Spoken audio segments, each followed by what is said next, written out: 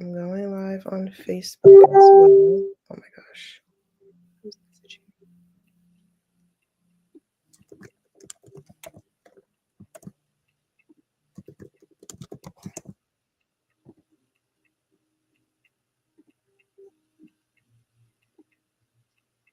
Awesome. Welcome to another episode of the Holistic Sister Circle. Today we have Lisa Kramer with us, and she is a licensed clinical professional counselor who specialized in brain maps and neurofeedback. She is passionate about helping women and families find balance, emotional regulation, and healing. And you can find her in Illinois and Colorado through Mind Body Neuropathy, a full service mental health practice. Lisa, we're so grateful you're here. Welcome. Thank you. Glad to be here with you. You're welcome. Absolutely. So, for us to get started, I would love for you to share with us, how did you actually get into neuropathy, mind body work? Right. So it's neurotherapy. So that's a broader umbrella that falls underneath biofeedback. And neurofeedback is part of neurotherapy. It's one modality that we use. I'm a mental health professional, so I was in the counseling field for many years and did some trainings for trauma work and some certifications, and came across this at a training in maybe 2015, 2016. And it really struck me because it's science-backed, data-based measurements. And then you marry that personal and relationship you have with your clients with it to help them. And I loved that. And I had several clients that were really struggling, and they'd tried a whole bunch of meds. They weren't working. I was probably their second, third, fourth therapist. And we just kept going over the same thing, and they were really, really stuck.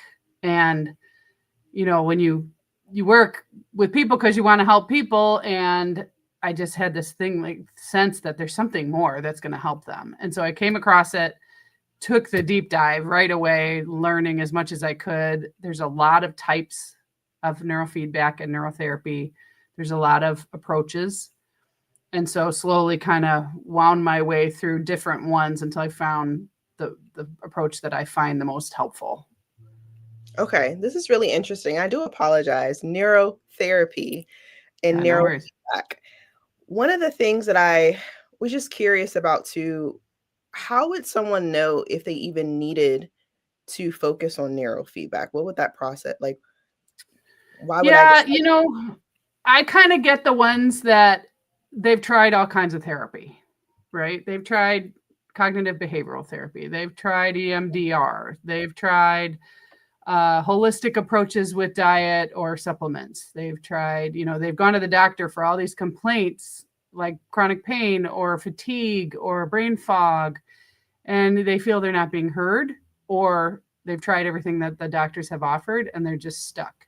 And so sometimes that points us in the direction that there's more going on, and a recording of your brain activity, which is your EEG, electroencephalogram. Just like your EKG is your heart rhythm, your EEG is your brain rhythms. And we can record that non-invasive. No, it's just recording with sensors on your head. And then we can look at that, and then we can find out what's going on. So there are lots of patterns that show up when certain symptoms are present for the person. There, we look at the different brain waves and where are they showing up the most? Where are they not behaving? Are they in the wrong area and dominating there? Because that will show, then a typical someone who's just real functional and healthy. And so we look at that and make what's called a brain map, and that's the report. The real word is a quantitative electroencephalogram. That's the report. Just what did we find? What could it mean for you? And what are our recommendations? Often there's a whole bunch more questions for us, like, what are you eating? And what medicines are you on? And what's your sleep like? And, it goes down this rabbit hole. But it's been really great because it gets people out of that stuck place. And it's not diagnostic specific, like a diagnosis of a mental disorder. It's about what's going on in the brain. So Mm. we're not so worried about the diagnosis. Yeah, so that's kind of how it works. I mean, that's how we find out. So someone, with women, as you go through your phases and stages of life, careers, children, family life, perimenopause, menopause, postmenopause, so much shifts in our bodies. And sometimes we get these very strange symptoms that we've never had before. Like we wake up every night at the same time and we can't get back to sleep. Or all of a sudden our memory is shot and we can't think very clearly. Mood swings, big mood swings where we're just launching at our family and we don't want to be doing that, but it kind of feels out of our control. Those are great reasons to come and get an EEG done and see if there's something standing out that we can train then. That's the neurofeedback part. So that's actually what we're doing to help. The EEG is the assessment. Okay. And then after they go through the assessment and they're now going into the neurofeedback portion, what are some things that you've noticed that actually come up? So like right before you actually say, okay, this is what we're doing next. What are some of those things that actually come up on the chart for them to say, okay, we need to take further action here? Sure. So there are patterns in your brain waves that indicate different things. For example, your vertex, which is like your unicorn horn spot, right? If you remember, babies have that soft spot it's the very last soft spot on their skull to fuse. And so that's the vertex. It's where the last pieces of the skull firm up. And so underneath there is a part of your brain called the sensor motor strip. And if we see certain activity there, it can indicate sleep trouble. That's not just anxiety, for example. Not that anxiety is a minor problem, but if you have, for example, we'll call it beta spindles, those are a brain activity pattern we look for at the vertex. You are going to have a very difficult time when that branch hits the window in a storm or something. Your partner might just roll over and go back to sleep or not even move at all, but it awakens you. So it's a wakefulness drive, right? So it keeps you too alert, even in your sleep. And so then you're like, okay, now my night's over. I'm up for 3 hours, right? So that kind of thing would show up. Things that would indicate anxiety trouble or trouble managing emotions.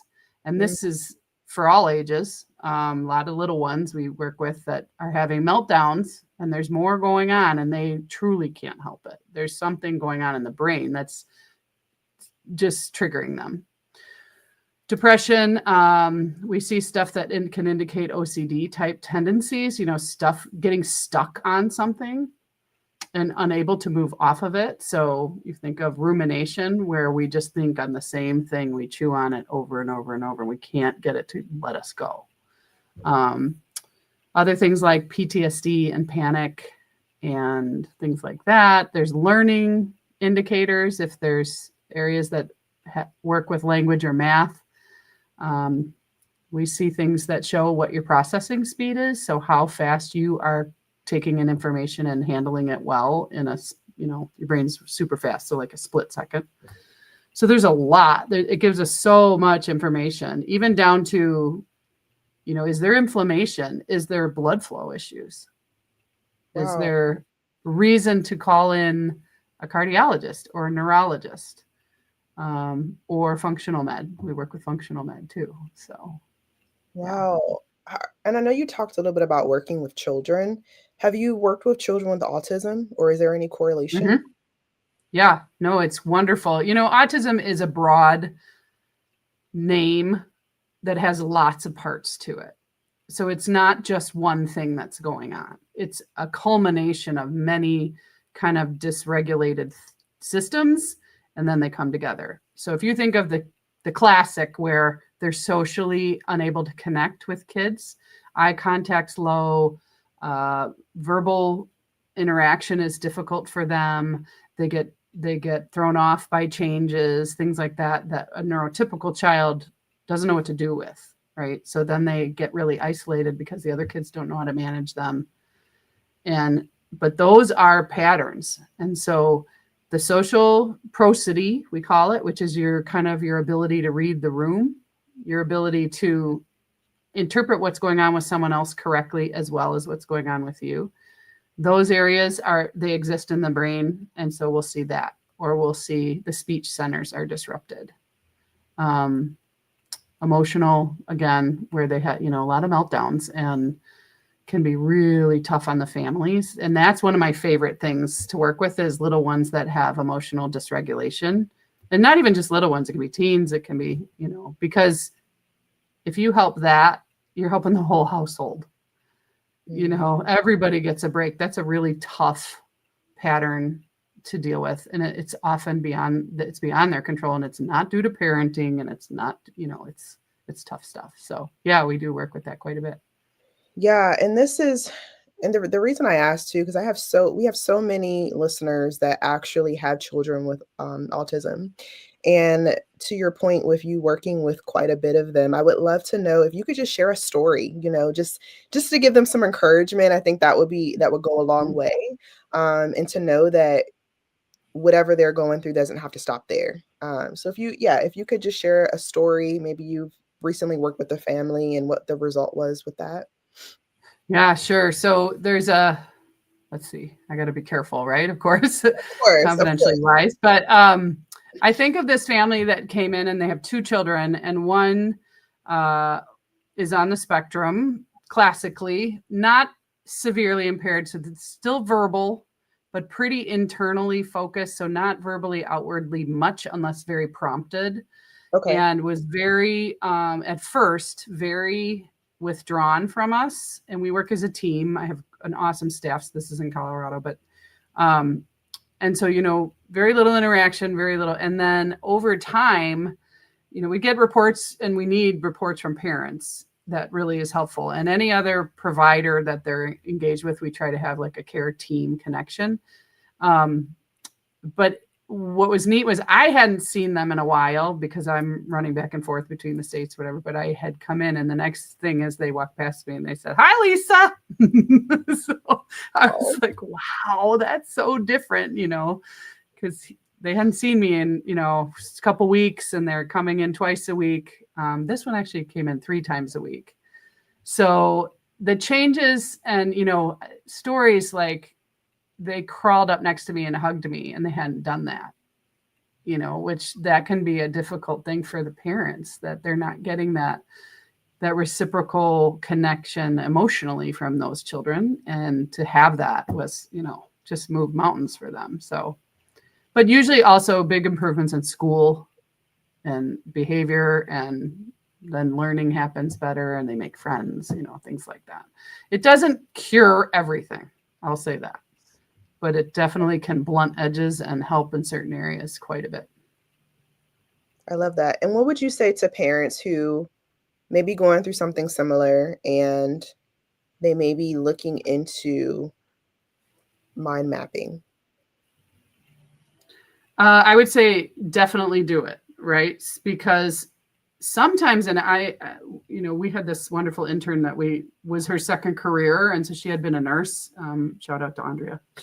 We miss her. But, she educated me quite a bit after, her experience with autism, of the physical, how do I say this? I'm not a functional med doctor, but we work with one. But the changes that happened with their child with good intervention on that front, and the EEG helps, the brain maps help guide that, because they can identify sometimes that there's a toxin, in their system, or a food allergy like celiac or something. And why would you even think they're connected? So those pieces, the brain map is wonderful to have because it's a baseline. And as they grow, if anything happens, if they regress, if they have a head injury, if they get a super high fever, sometimes those things can set systems awry. And so then you have a baseline. So yeah, and it's not invasive. It's never, it's not going to do anything to them. It can be tough sensory wise for some autistic kids to do the recording, but most of the time, we have tricks to keep them in the chair. So Yeah. Awesome. No, this is really exciting. And I know, like I said, our families that are listening who have children who do have autism, I think this is just a great solution, just a compliment, right? It's a Mhm. complementary aspect for them to help with what they have going on as well. Um, when it comes to just your day to day, I would love to switch gears for a second and talk a little bit more about you. Can you tell us a little bit more about? I know you talked a little bit about how you got started into the work, but what was your childhood like? What did that process look like as from a child and then now coming into, oh, I want to learn more about mind mapping and actually focus on the brain? Mhm. I would love to hear the connection and correlation. Yeah. Well, first, I'm fourth of five, right? So I have three older brothers and myself, and then a younger sister. And I think of my mom, she was a saint. I think it was like wild Indians, right? So, and we grew up in a time where it was like, go outside, go out and play. And, there were no cell phones. They didn't know where we were. We were running around making our way, and um, very social. My family and where we grew up, lots of kids. And so I think some of that is I'd like to be around people. Somewhere along the line, I just really realized I love to hear people's stories and see what's going on with them. And when I hit high school, I had a friend who went, and I knew what was going on, but she went to our school counselor and for help with what was going on at home. And the counselor told the parent, and it actually, I would say retribution, but like she paid the price, my friend, for that. And it wasn't something that should have been, confidentiality should have been broken. And we knew the rules. We knew enough of that. She should have been safe to talk to this person. And I think that's where I was like, this is the most important position in the high school. And she just, my poor friend, just paid for it. Let's just say that. So that's when I first thought I want to go into this field. And so I think we were like maybe sophomores or something like that in high school. And so I went to undergrad for psychology. I wiggled around a little with different majors, but then I ended up back there, finished in psychology, and knew I wanted to go on. So did my master's in clinical psychology pretty quickly, like 20, I think I finished 24, somewhere in there. I'm dating myself, but so, and went into the field, but I also taught with undergrad and stuff.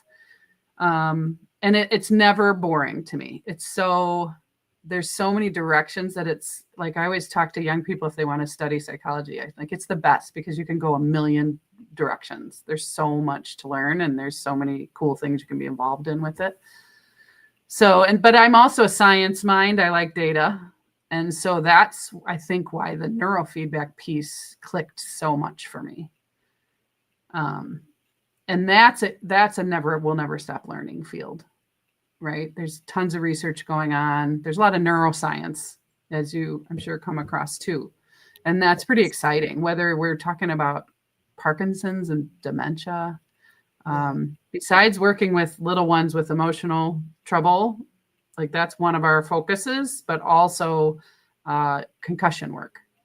And that's one of my passions. I was a college athlete. I have two children that were college athletes, and the concussion piece is scary and the CTE stuff is very scary, but I think there's a way to head that off with this tool. Wow. And I think that's powerful. Yeah. That's incredible. What are some other, and just to actually piggyback off of that, what are some just anything like recent news that's currently in the works right now that you can, if you are open to sharing, that can really connect the dots with athletes and concussions, or anything that you've learned just kind of in the last few years? Yeah. I mean, my biggest point with that, I don't know about in the news, but it is growing. The awareness is growing, is that concussion impacts all of your systems. So most people worry about headache and getting back to the sport, right? They want to get back, return to play, that kind of stuff. But the biggest thing is, for me, you can have a concussion and even years later still be having impacts that you haven't connected to that injury. So mood changes. anxiety that comes on, and it's not born of anything. Sometimes you've had it earlier in life and that brings it back up. But I've almost, I need to do stats on this, but I've almost never worked with someone with concussion that doesn't have a sleep issue. It really screws up their sleep.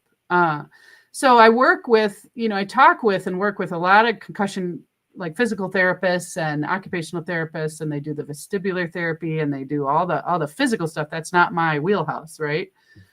But we talk about if they're not showing up to sessions, if they're, you notice depression signs, and often I'll give them a checklist and be like, they need to assess the mental health piece. If they have a suspicion that the mental health is impacted by this, then they send them to me.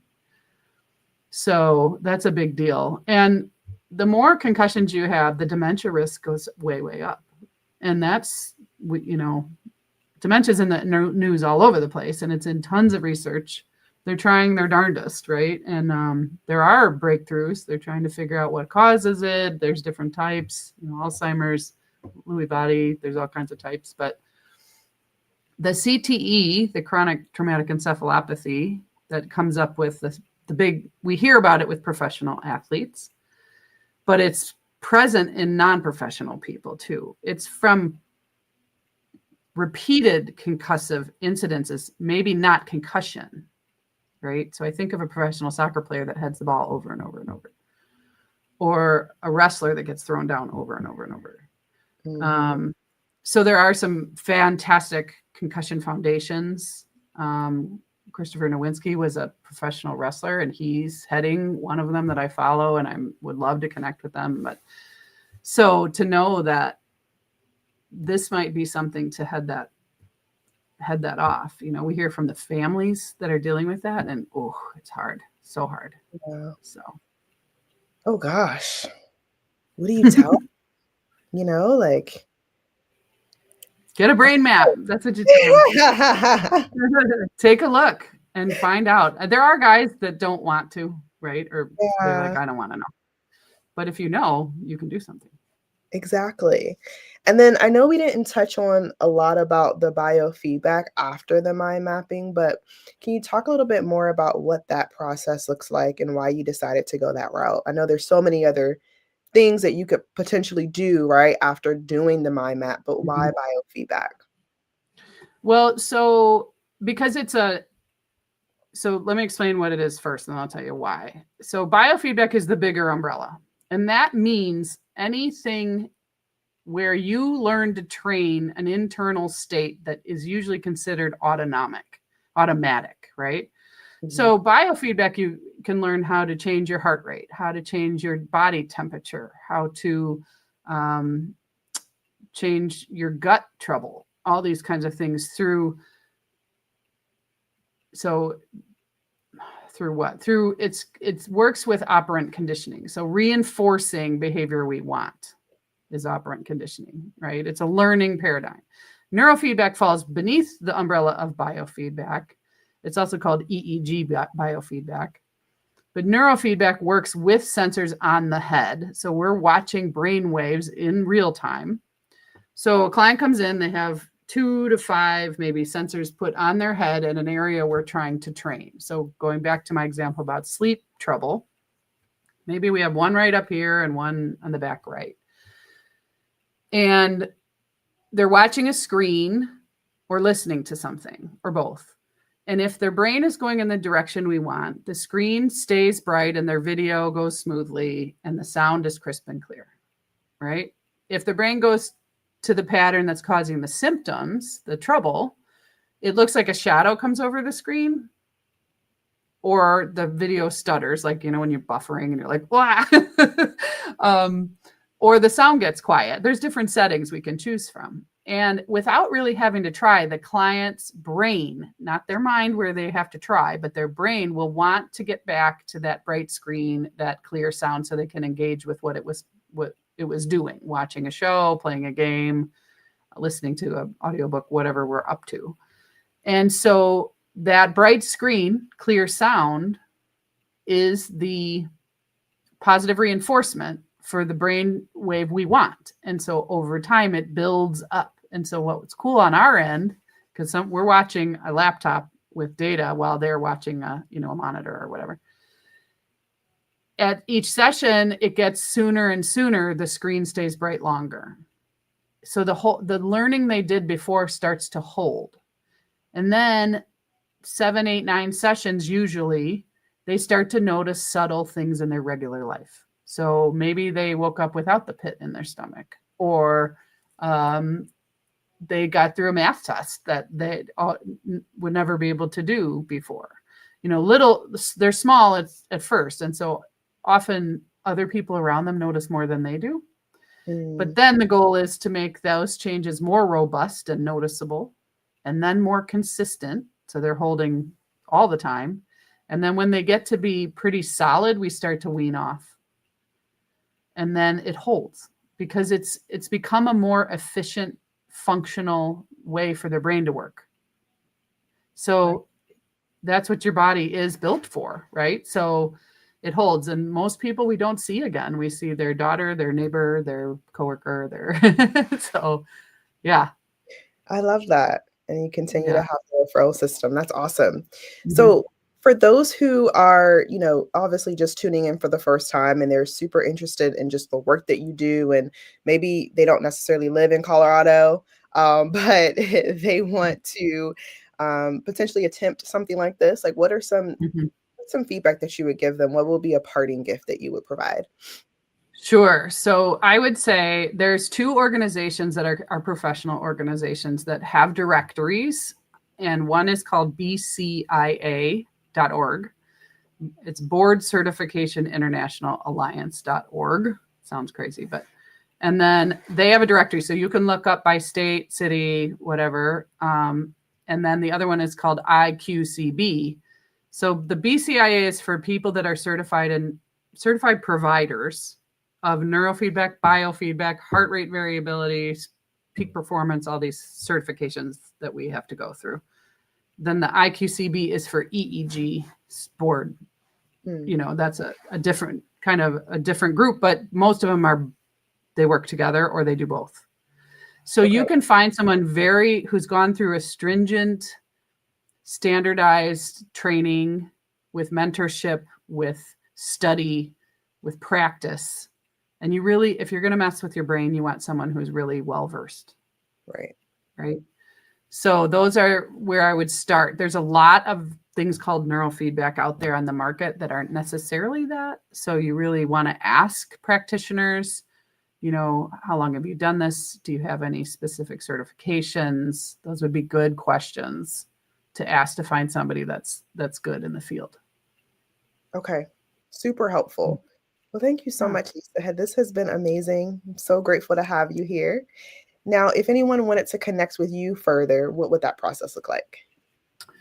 Yeah, so I'm easily found through either Illinois or Colorado through my website is mindbodyneuro.com.